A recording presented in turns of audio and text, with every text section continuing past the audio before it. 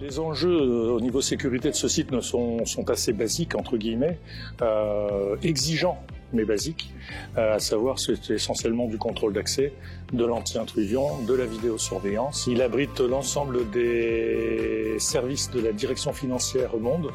Il y a tout un pôle également digital. J'ai été contacté par le client suite à des anomalies techniques sur son contrôle d'accès.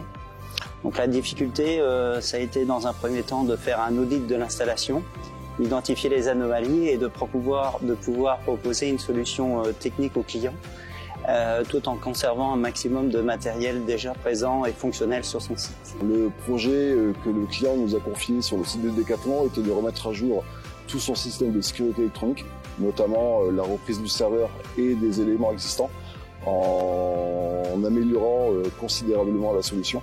On a travaillé en amont également sur toute la partie architecture, savoir quel scénario nous voulions privilégier, qui peut faire quoi, qui peut rentrer où, quel niveau de sécurité on souhaite. Concernant les étapes de la réalisation, nous avons remplacé le serveur en reprenant l'ancienne base de données, en retravaillant tous les plans synoptiques graphiques.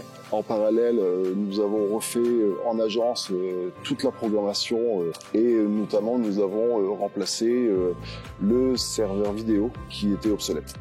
On intervient sur un site occupé, donc c'est toujours une difficulté supplémentaire, assurer un niveau de sûreté du site optimal tout en remplaçant progressivement les équipements.